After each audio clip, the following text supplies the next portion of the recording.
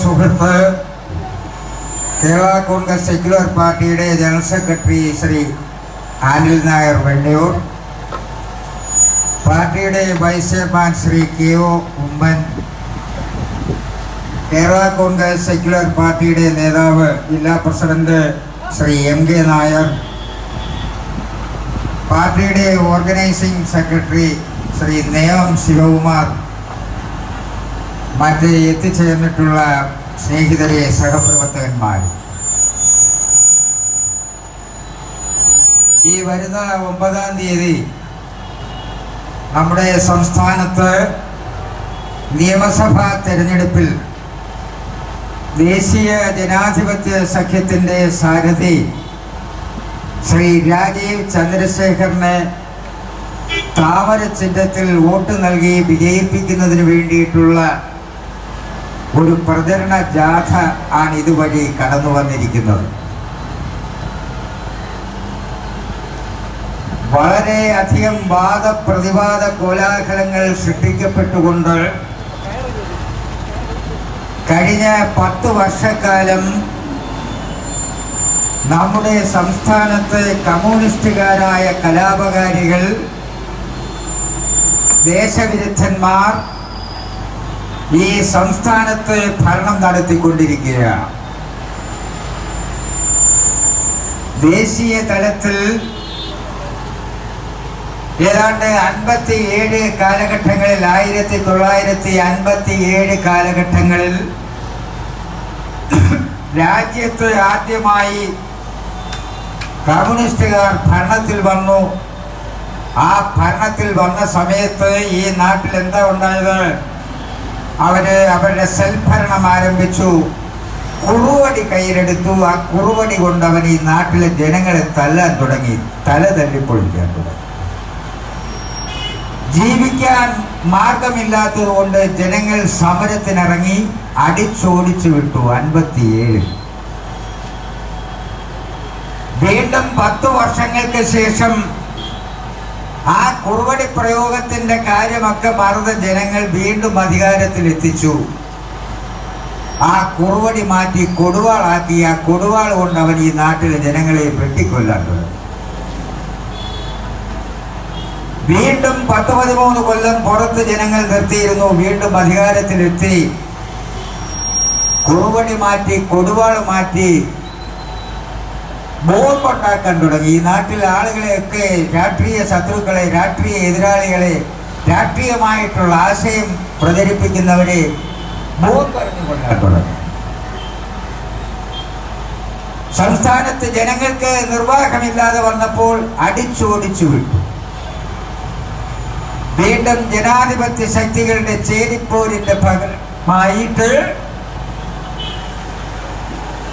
അക്രമവും അനീതിയും കൊലപാതകവും മുഖമുദ്രയാക്കിയവർ വീണ്ടും അധികാരത്തിലെത്തി. എന്താ അതുകൊണ്ടുണ്ടായ കുഴപ്പം? അവര് ബോംബ് മാറ്റി തോക്ക് നിർമ്മാണം തുടങ്ങി. ചെറുകിട വ്യാപാരം പോലെ, ചെറുകിട മുറുക്കൻ കച്ചവടം പോലെ, ചെറുകിട ചായ കച്ചവടം പോലെ. ആ തോക്ക് കൊണ്ട് അവൻ ഈ നാട്ടിലെ ജനങ്ങളെ വെടിവെച്ചു കൊല്ലാൻ തുടങ്ങി. ഇതിനൊരാൾ അറുതി വരുത്തും. ശബരിമല അയ്യപ്പന്റെ കൊള്ളയൊക്കെ അവിടെ നിൽക്കട്ടെ, അതൊക്കെ എത്രയോ ചെറുത്. വലിയ വലിയ കൊള്ള നടത്തിയിട്ട് ഈ ഒരു ചെറുതിൽ മാത്രം നമ്മൾ സംസാരിച്ചാൽ മതിയോ? ആ കൊള്ളയ്ക്ക് നേതൃത്വം കൊടുത്തവൻ തൊട്ടടുത്ത് കഴക്കൂട്ടം നിയോജക മണ്ഡലത്തിലും കമ്മ്യൂണിസ്റ്റുകാരുടെ സ്ഥാനാർത്ഥിയാണ്. പഴയ ദേവസ്വം മന്ത്രി. 3-4 ദിവസത്തിന് മുമ്പ് ഒരു ഹൈന്ദവ ജനതയുടെ സംസ്കാരത്തിന്റെ പ്രതീകമായ ഒരു അമ്പലത്തിലെ പോറ്റി ഇവന്റെ നിഷേധം കാരണം, ഇവന്റെ ഹരാസ്മെന്റ് കാരണം, അപമാനം കാരണം നമ്മുടെ തൊട്ടടുത്ത് ആത്മഹത്യ ചെയ്യും. നിഷേധിക്കാമോ? ഈ നാട്ടിൽ എന്ത് വികസനം വന്നിട്ടുണ്ടോ ആ കാലഘട്ടങ്ങളിലൊക്കെ അതിനെതിർപ്പായി. കമ്പ്യൂട്ടർ ആരെങ്കിലും കേട്ടിട്ടുണ്ടോ? കമ്പ്യൂട്ടർ വെട്ടിക്കീറും. 1984 നമ്മുടെ സംസ്ഥാനത്തിന്റെ വിദ്യാഭ്യാസ മന്ത്രിയായിരുന്ന ശ്രീ TN ജേക്കബിന്റെ കാലത്താണ് തിരുവനന്തപുരത്ത് വിദ്യാഭ്യാസ വകുപ്പിന്റെ DPI ഓഫീസിൽ, പൂജപ്പുരയുള്ള DPI ഓഫീസിൽ കമ്പ്യൂട്ടർ സ്ഥാപിക്കുന്നു. സ്ഥാപിച്ചതിന്റെ അടുത്ത ദിവസം CPMന്റെ സഹയാത്രികരായ NGO യൂണിയൻകാർ കോടാലി കൊണ്ടുവന്ന് വെട്ടിക്കീറി. കാട്ടറബികൾ കാണിക്കാത്ത വൃത്തികേട് കാട്ടുന്നവരാണിവർ. കമ്പ്യൂട്ടർ വെട്ടിക്കീറി ഈ തിരുവനന്തപുരത്ത് നമ്മുടെ തൊട്ടടുത്തുള്ള പൂജപ്പുരയുള്ള DPI ഓഫീസിൽ, വിദ്യാഭ്യാസ ഓഫീസ്. എന്താ കാര്യം പറഞ്ഞത്? ഈ കമ്പ്യൂട്ടർ വന്നാൽ നമ്മുടെ ജോലിയെല്ലാം പോവും, നമ്മുടെ തൊഴിലെല്ലാം പോവും. അതുകൊണ്ട് ഈ വികൃത ജീവിയെ നമുക്ക് വേണ്ട.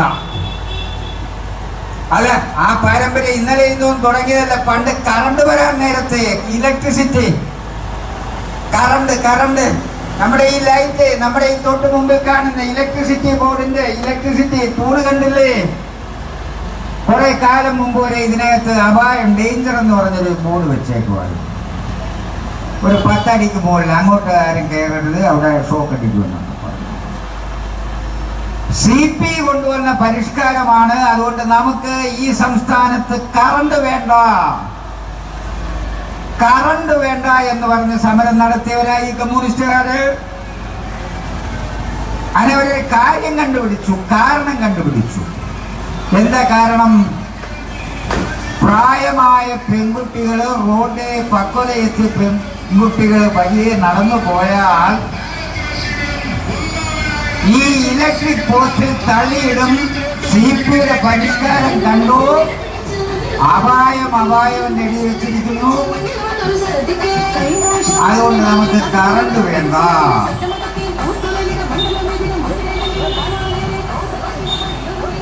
കാട്ടുമനുഷ്യർ പറയുമോ? കറണ്ടിനെതിരെ സമരം നടത്തിയ അരാജകവാദികളാണെന്നുള്ളത്. ട്രാക്ടർ വന്നപ്പോ ട്രാക്ടറിന്റെ മുമ്പിൽ കുത്തിയിരുന്നു. ട്രാക്ടർ വേണ്ട, മെക്കനൈസേഷൻ വേണ്ട. കൊച്ചി എയർപോർട്ട് വന്നപ്പോ പറഞ്ഞു ഞങ്ങളുടെ നെഞ്ചത്തൂടെ കയറി ഇറങ്ങണം എന്ന് പറഞ്ഞു. ഇത് തുടങ്ങണമെന്ന് തുടങ്ങി. ഈ സംസ്ഥാനത്തെ ഏത് വികസന പ്രവർത്തനം വരുമ്പോഴും അതിനെ തടയിടും, അതിനെ തടസ്സം ചെയ്യും. കറണ്ടിനെതിരെ സമരം നടത്തിയതുപോലെ, കമ്പ്യൂട്ടറിനെതിരെ സമരം നടത്തിയതുപോലെ, എയർപോർട്ടിനെതിരെ സമരം നടത്തിയതുപോലെ ഏതിനും സമരം കൊടികുത്തും. നമ്മുടെ നാട്ടിലെ വ്യവസായശാലകൾ ഒന്നൊന്നായി പൂട്ടിപ്പോയി. 5.5 ലക്ഷം സ്ത്രീ തൊഴിലാളികൾ പണിയെടുക്കുന്ന മേഖലയായിരുന്നു കശുവണ്ടി മേഖല. പൂട്ടിച്ചു. ഉടുതുണിക്ക് മറുതുണി ഇല്ലാതിരുന്ന CITUവിന്റെ നേതാക്കന്മാർ AC വീടുകളിലാണ് താമസിക്കുന്നത്. അല്ല, പറഞ്ഞിട്ട് കാര്യമുണ്ടോ? ചെറ്റക്കുടിയിൽ നിന്നും വന്നവൻ മണിസൗധത്തിൽ വീട്ടിന്റെ 2ാം നിലയിലേക്ക് കയറാൻ ലിഫ്റ്റ് ഫിറ്റ് ചെയ്യുന്ന കാലഘട്ടം. പണം എവിടെ നിന്ന്? സ്വാശ്രയ കോളേജുകൾക്കെതിരെ സമരം നടത്തുന്ന ദിവസം സാക്ഷാൽ വാടിക്കൽ രാമകൃഷ്ണൻ കൊലക്കേസിലെ പ്രതിയായ മുഖ്യമന്ത്രി, ഈ സംസ്ഥാനത്തിന്റെ മുഖ്യമന്ത്രി, സ്വന്തം മകളെ എഞ്ചിനീയറിംഗിന് ചേർക്കാൻ കോയമ്പത്തൂർ പോകുന്നു. മാതാ അമൃതാനന്ദമയിയുടെ സ്വാശ്രയ എഞ്ചിനീയറിംഗ് കോളേജ്. ഈ അടുത്ത കാലം വരെ വല്ല പാട്ടുകാരനുണ്ടായിരുന്നല്ലോ, നമ്മളെ അറിയുമോ, ഞങ്ങളെ അറിയുമോ, നമ്മുടെ പുഷ്പൻ എന്തിന്റെ സമരത്തിൽ പങ്കെടുത്തെന്നാ ഇവര് നമ്മളെയൊക്കെ പറഞ്ഞു പറ്റിച്ചത്? അവൻ കൂത്തുപറമ്പിൽ രക്തസാക്ഷിയായെന്ന്. അതൊന്നും അല്ല സത്യം. പുഷ്പൻ ബാംഗ്ലൂരിൽ ഒരു പലചരക്കടയിൽ ഉപ്പുമുളക് എടുത്തു കൊടുക്കാൻ നിൽക്കുന്നവനായിരുന്നു. അവനെ ലീവിന് വന്നു. അവിടെ ആള് കൂടുന്നത് കണ്ടു. അവൻ അവിടെ പോയി ഭരണാധികാരിയെ ആക്രമിക്കാൻ ഒരുങ്ങിയപ്പോൾ വെടിയേറ്റ് മരിച്ചു. ഈ രാജ്യത്ത് ആരും എട്ടുകാലി മമ്മൂനിന്റെ സ്വഭാവത്തിൽ ഏത് പുരോഗമന കാര്യം വന്നാലും അതിന്റെ ഉത്തരവാദിത്വം ഞമ്മനാണ് എന്ന് പറയുന്ന കമ്മ്യൂണിസ്റ്റുകൾ. ദേശീയ ജനാധിപത്യ സഖ്യത്തിന് മറ്റൊരു ശത്രുപാളയത്തിൽ നിൽക്കുന്നവരുണ്ട്. ഈ രാജ്യത്തിന്റെ അഖണ്ഡതയ്ക്ക് ചോദ്യം ചെയ്യുന്ന കോൺഗ്രസ് മുന്നണിക്ക്. ഇന്ത്യയിലെ 27 സംസ്ഥാനങ്ങളിലും ഇവർ ഒറ്റക്കെട്ടാണ്. തമിഴ്നാട് മുതൽ ഭാരതത്തിന്റെ വടക്ക് കിഴക്കൻ ദേശങ്ങൾ വരെയുള്ള സംസ്ഥാനങ്ങൾ 27 സംസ്ഥാനങ്ങളിലും ഒരേ മുന്നണിയായി മത്സരിക്കുന്നവർ കേരള സംസ്ഥാനത്തിലെത്തുമ്പോൾ അവർ രണ്ടായി മത്സരിക്കുകയാണ്. അത് നമ്മളെ പറ്റിക്കാനാണ്. ഈ രാജ്യത്ത് ലോകത്തിൽ എവിടെയുമുള്ള ചരിത്രം പരിശോധിച്ചാൽ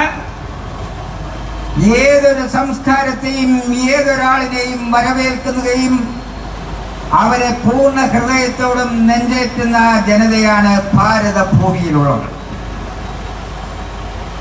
2000 വർഷങ്ങൾക്ക് മുമ്പ് ക്രിസ്തുവിന്റെ ശിഷ്യനായ സെന്റ് തോമസിനെ കിഴക്ക് നിന്നെത്തുമ്പോൾ ഈ ഭാരതഭൂമി വരവേറ്റ നാടാണ്.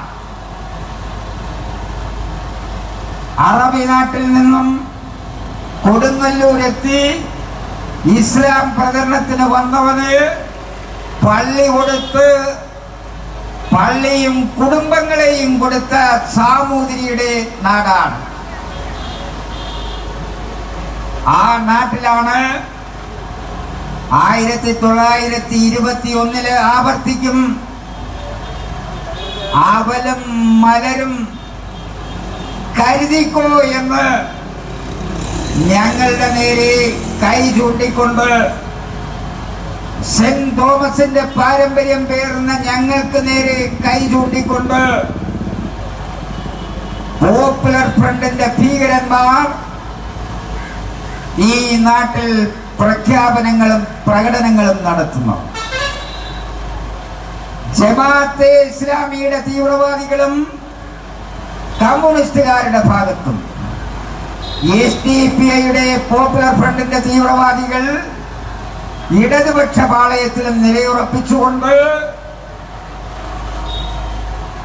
രാജ്യത്തിന്റെ സുരക്ഷയ്ക്ക് അപമാനമുണ്ടാകുന്ന തരത്തിൽ, രാജ്യത്തിന്റെ സുരക്ഷയ്ക്ക് കോട്ടം തട്ടുന്ന തരത്തിൽ ഇസ്ലാമിലെ തീവ്രവാദികളെ രണ്ട് ചേരികളിൽ രണ്ട് മുന്നണിക്കാരും കൂട്ടുപിടിച്ചുകൊണ്ട് ഈ തെരഞ്ഞെടുപ്പിനെ നേരിടുകയാണ്.